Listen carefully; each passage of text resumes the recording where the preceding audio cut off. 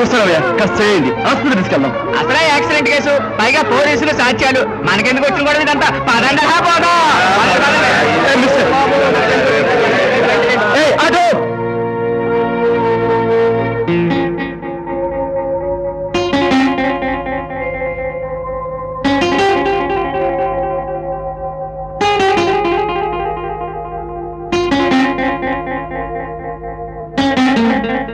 వదినా, సారీ వదినా, నువ్వు ఇంకా నిద్రపోలేదా? నువ్వు భోజనం చేయకుండా నేను ఎప్పుడైనా పడుకున్నానటయ్యా? ఇంతసేపు ఎక్కడున్నావు? అదే వదినా, కాయగూరలు తెద్దామని వెళ్ళాను. అదేదో తెలుగంగ విషయమై ఆంధ్ర, కర్ణాటక, మహారాష్ట్ర వాళ్ళు కొట్టేసుకుంటున్నారట. ఆ సందర్భంగా మార్కెట్ అంతా బంద్ అయింది, ఎక్కడా ఏం దొరకలేదు. ఒకే చోట తోటకూర అమ్ముతున్నారు, అందరూ అక్కడికి ఎగబడ్డారు. నేను కూడా తోటకూర కోసమని లోపలికంట దూరి కష్టపడి తోటకూర పట్టుకుని జేబులో చేపెట్టాను. ఎవరో నా జేబులో డబ్బులు కొట్టేశారు. నాన్నగారు తిడతారని భయపడే ఆలస్యంగా వచ్చాను. డబ్బులు పోయాయా? నా ముఖంలోకి చూసి చెప్పు. మాకంతా తెలుసులేవయ్యా. రోడ్డు మీద ఒక ముసలావిని మోటార్ సైకిల్ గుద్దేసిందా? నువ్వు ఆవిని హాస్పిటల్ తీసుకెళ్లావా? ఆ డబ్బందుకు ఖర్చు పెట్టావా? ఇంత పుణ్యమైన పని చేసి ఎందుకయ్యా భయపడతావు? మేమంతా సంతోషించాం. థ్యాంక్ యూ వదినా. కానీ మావయ్య గారు మాత్రం బాబు.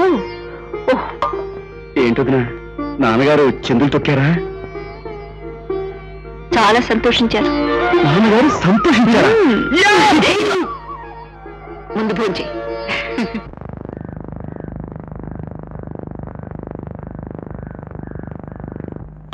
ఏం ఆంజలన, బండికి ఇంగ్లీష్ పేరు పెట్టావు, చాలా బాగుంది. నా బండిలో ఎప్పుడు ఏగలు వాళ్తూ ఉంటాయి, అంచేత అందరూను ఏగల టాక్సీ అని అంటున్నారు.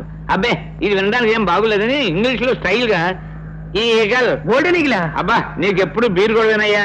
ఇంగ్లీష్ లో స్టైల్ గా ఈగల్ టాక్సీ అని పేరు పెట్టాను. అయితే ఇక మీద నీ టాక్సీ 3 యాక్సిడెంట్లు 6 శవాలలో వదులుతుంది, కొట్టావు ఛాన్స్. ఏ టాక్సీ? ఏ టాక్సీ కాదండి, ఇది ఈగల్ టాక్సీ. డాక్టర్ గారు మీరా? Good morning sir. డాక్టర్ మీకు ఎందుకండి ఈ టాక్సీ? రోగులకి శవాలకి తప్ప. రే, ఈ ఛాన్స్ నీకు ఇచ్చాను, ఆయన ఎక్కడి నుంచి తీసుకోండి బాబు గారు. ఇలాంటి వాళ్ళని నమ్ముకునే నేను ఇక్కడ టాక్సీ పెట్టి కూర్చున్నాను. ఎక్కడ బేరం తగలడమే లేదు. వచ్చేసింది సార్. ఏం బాబు? వెంకయ్య మాస్టర్ గారికి గుండెలో నొప్పి వచ్చి రాత్రి చనిపోయారండి. అమ్మగారు మీతో చెప్పిరమ్మన్నారు. అయ్యో పాపం.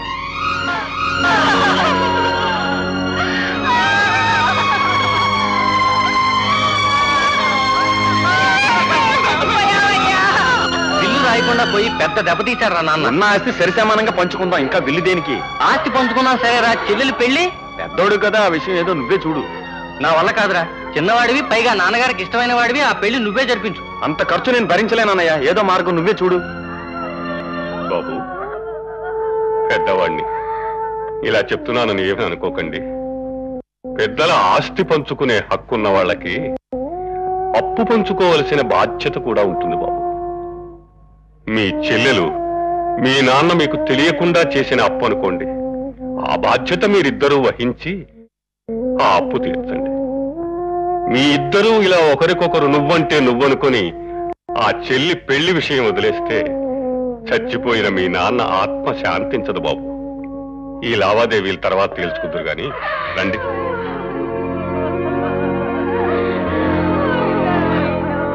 ఆ కటిక నేల మీద నిద్రపోతున్న మనిషిని కట్టెల మంచం మీదకి చేర్చే మార్గం ఆలోచించండి.